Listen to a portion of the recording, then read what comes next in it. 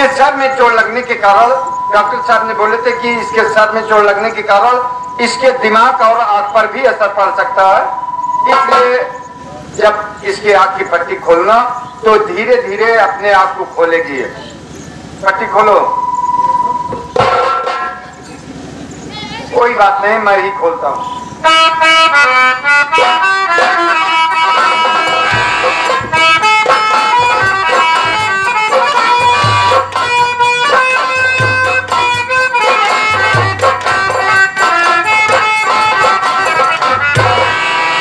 धीरे धीरे अपने आप को खोलो।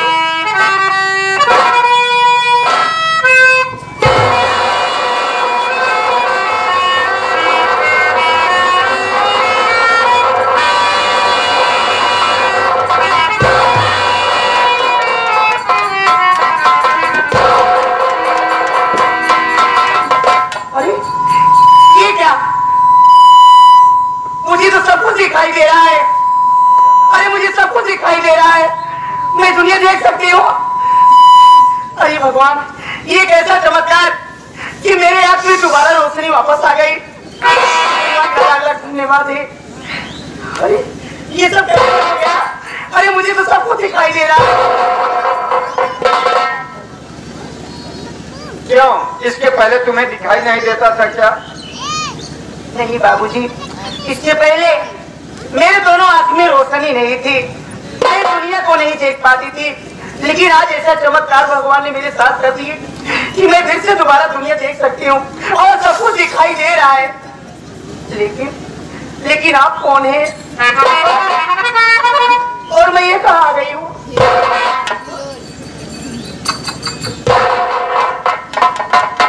बेटी, तुम्हारा एक्सीडेंट हमारे गाड़ी से हो गया था।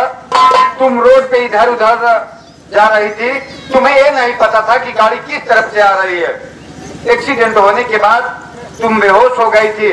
मैं तुम्हें अस्पताल में ले गया, अस्पताल में भर्ती करा, तुम्हारा इलाज हुआ। डॉक्टर साहब ने बताए थे कि इसके सर में चोट लगने के कारण इसके दिमाग और आंख पर भी असर पड़ सकता है। अच्छा हुआ परमात्मा ने तुम्हारे दोनों आंख की रोशनी भी वापस कर दी। ये आप क्या कह रही हैं बाबूजी? मेरा एक्सीडेंट आपकी गाड़ी से हो गया? लेकिन अच्छा ये बताइए, गाड़ी आप चला रहे थे? नहीं, गाड़ी मैं नहीं चला रहा था, मेरा ड्राइवर रहमान चला रहा था। आप नहीं चला रहे थे? आपके ड्राइवर साहब चला रहे थे। लेकिन आपके ड्राइवर साहब कहाँ हैं? मैं बुलवाता हूँ। रहमान, इधर आओ।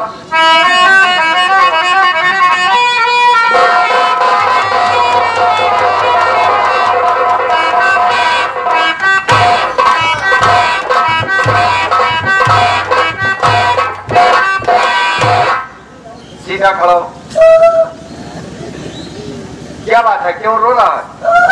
अरे वो लड़की पूछ रही थी कि गाड़ी कौन चला रहा था। मैंने बताया कि रहमान चला रहा था, वो तुमसे मिलना चाहती है। ए है ड्राइवर साहब रहमान।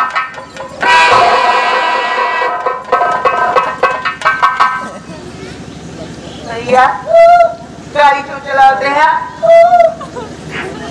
ये बताओ भाई। अरे हम तो यहाँ नर रहा देखा तो वहाँ नर रहे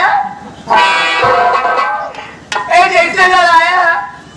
अगर हम मर जाए तब हमारे घर जवाब दे जाते तो पहले नहीं तो खाता नहीं, हमारे आँख में रोशनी नहीं रही। अब दिखा दे बा, आप तो पूरा दिखाता है। मैडम चमके तू लटका क्या दिखा दे बा?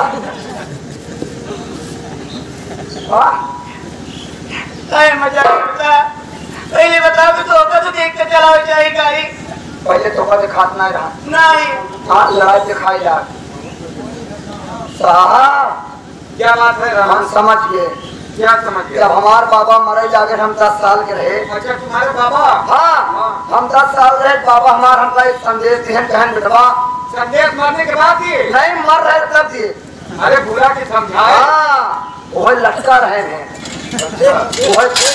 हम कहे, हमारे बाबा हमका बोला, कहन बेटवा तू नक्षत्र में पैदा भाहा, तू नक्षत्र में पैदा भाहा अगर तू लंगड़क लड़ाई देगा तो सही हो जाए, हर एक लड़ाई देगा आखिर हो जाए, हर एक लड़ाई देगा सरेक हो जाए। आज हमारे पास सही निकरी का हर एक लड़ाई का राखी आ जाए। अरे रहमान, अगर इस तरह से होता है तुम्हारे परिवार में, तुम्हारे बाबा जी ने बताया है, तो पहले अपने पिताजी को एक्सीडेंट करो, उनको सुनाई कम देता है, बहरा है, ताकि वो सही हो जाए। अरे उनका सुनाई लग रहा, दोबारा लड़ा दी फिर लौड़ी, एक बार और सही हो जाए, बिल्कुल बेवकूफ नहीं तो। बेटी, लेकिन बाबूजी मैं अपनी सूरत को ढूंढने जा रही थी और मैं समझ नहीं पाई कि गाड़ी किस तरफ से आ रही है, इसीलिए मेरा एक्सीडेंट हो गया। बेटी, जहाँ तुम्हारा एक्सीडेंट हुआ था वहाँ पर सूरज नाम का कोई व्यक्ति नहीं था। अगर साथ में कोई होता तो मैं उसे भी लिवा के आता। वहाँ कोई नहीं था। तुम अपने घर का नाम पता बताओ, अपने परिवार वालों को बारे में बताओ, मैं तुमको तुम्हारे घर पर तो अगर सूरज देखे बाद 2 मिनट इंतजार कर रहा, मैं पेड़ छाहर बाटे सूरज ना दिखा पर तब तक ये हाईलोटन से काम रखा हुआ। सूरज नाम के आदमी की बात कर रहा है तो सूर्य भगवान की बात तू कर रहा है। अरे बाबूजी, मेरा नाम किरण है और मैं चंदनपुर गांव की रहने वाली हूँ। घर में मेरी माँ है, मेरी माँ का नाम पार्वती है और मेरे घर में कोई नहीं है। मेरी माँ बहुत कष्ट झेली है।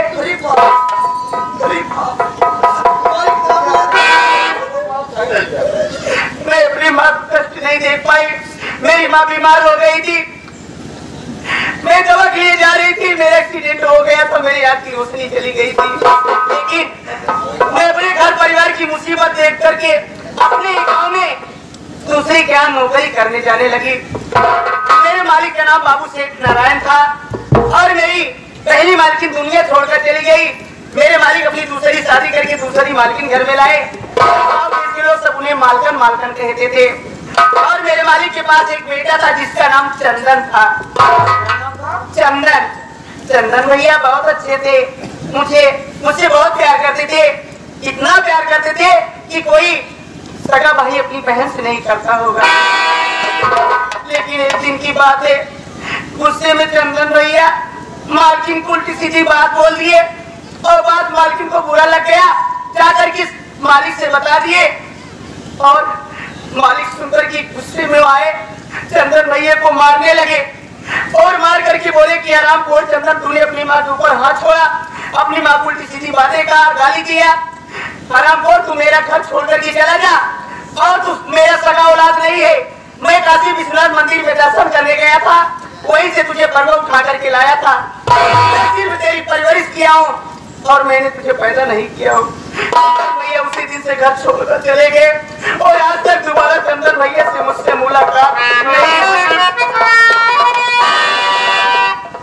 किरण, जिसके यहाँ तुम नौकरानी थी, जिस घर में, उस घर का बेटा चंदन तुम्हें एक बहन का बराबर का प्यार दर्जा देता था।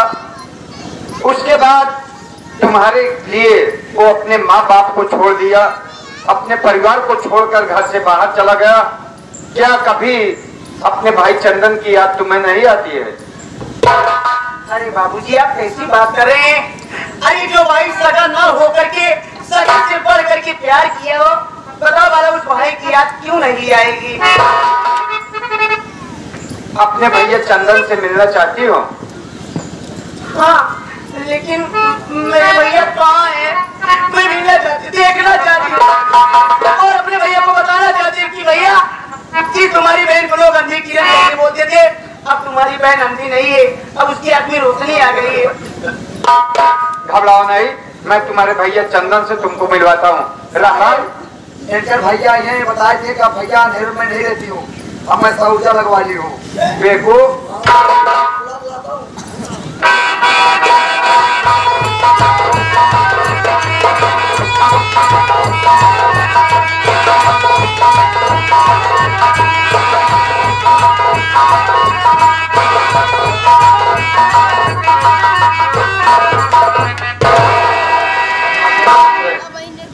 बेटा चंदन, मैं तुम्हें इसलिए बुलवाया हूँ कि जिस वक्त तुम अपने घर से बाहर निकले थे, यही बता रहे थे कि मेरे घर में एक नौकरानी थी जिसका नाम किरण था।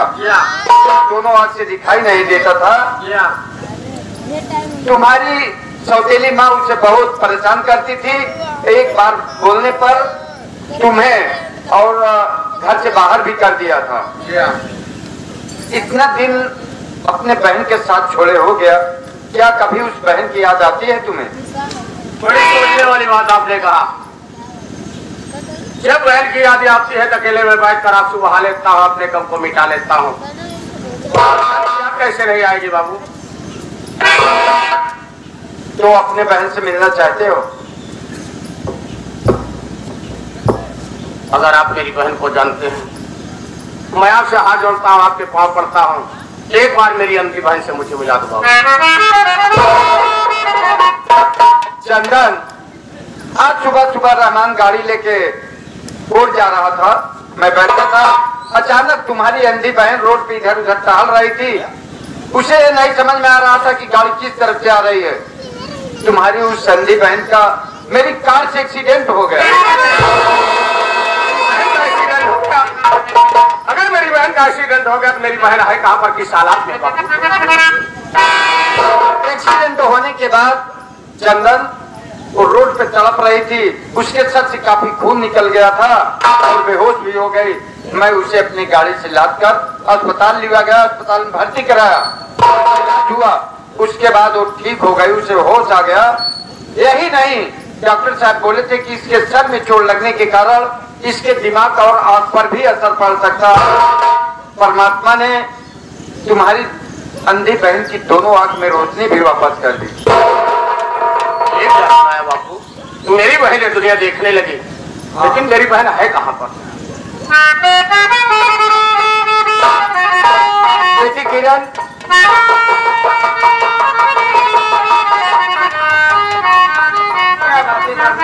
देख तेरा भैया तुझसे मिलने के लिए बेचैन है।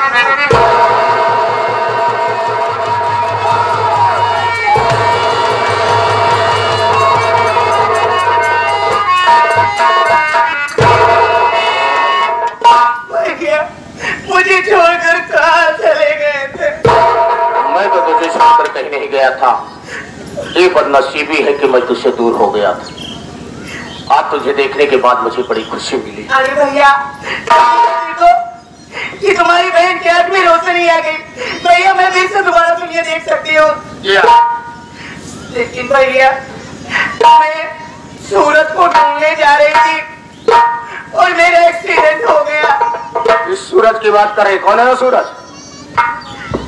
भैया, अगर मैं बता दूंगी तो आप मेरे ऊपर नाराज हो जाएंगे। अगर मैं आपको बताऊंगी नहीं तो आप जान नहीं पाएंगे।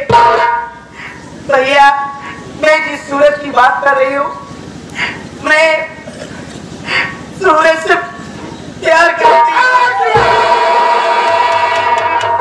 शेर में आता है कि तेरा गला दाब कर इसी जगह पर बांध डालूं।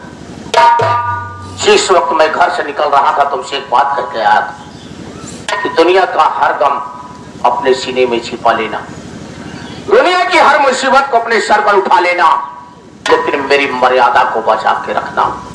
आज तूने मेरी मर्यादा को मिट्टी में मिलाया है। भैया, आप ठीक कह रहे हैं। आप क्या, कोई भी भाई बाप ये नहीं चाहता कि मेरी बहन मेरी बेटी गलत रास्ते पे चले। लेकिन भैया, सूरज बहुत अच्छा लड़का है। भैया, मेरा सूरज वो सूरज है कि मेरे आंख में रोशनी नहीं थी, लेकिन जब तक सूरज मेरे साथ में था कभी एहसास नहीं होने दिया कि मेरे आंख में रोशनी नहीं है।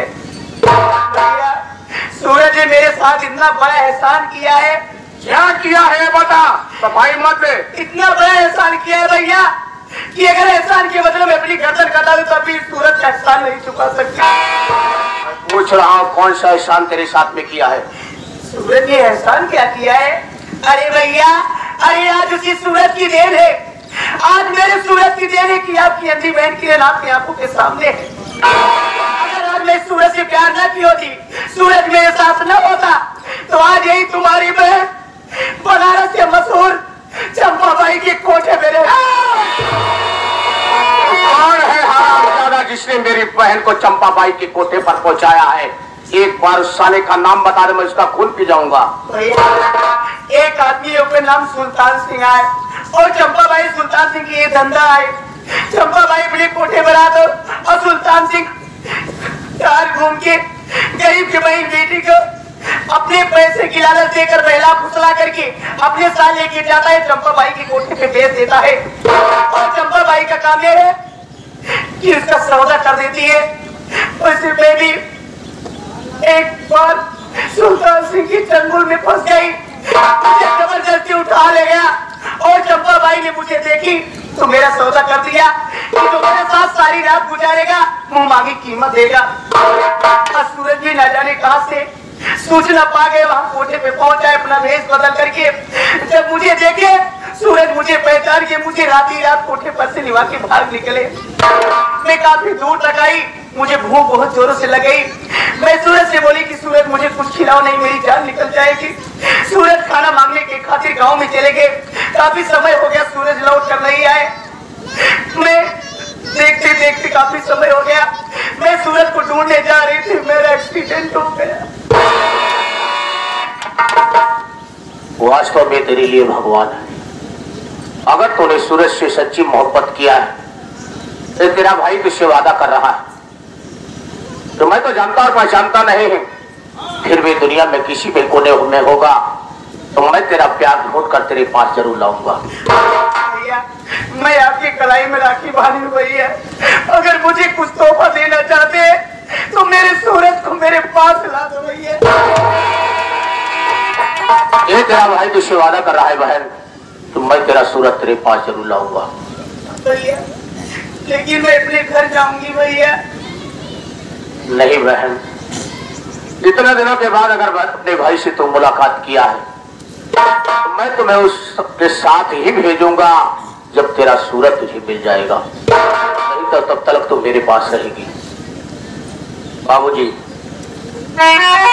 कई वर्षों के बाद आज मेरी बहन मुझे मिली।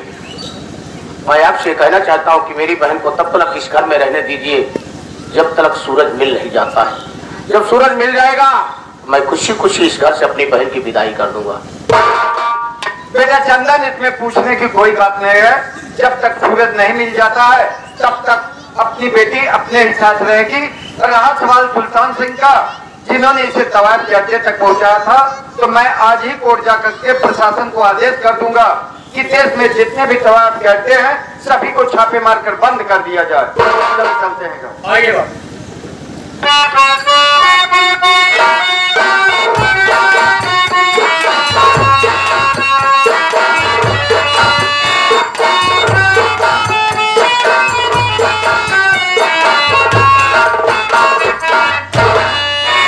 क्या परमात्मा,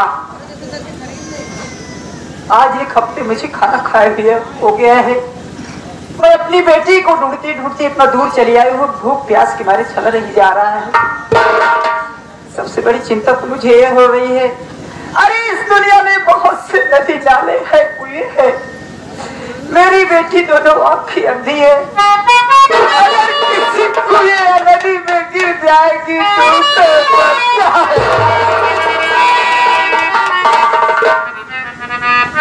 चलती आगे बस्ती दिखाई दे रही है। चल रही हूँ बस्ती में, ये अपना दामन फैलाकर एक रोटी का टुकड़ा तो ठीक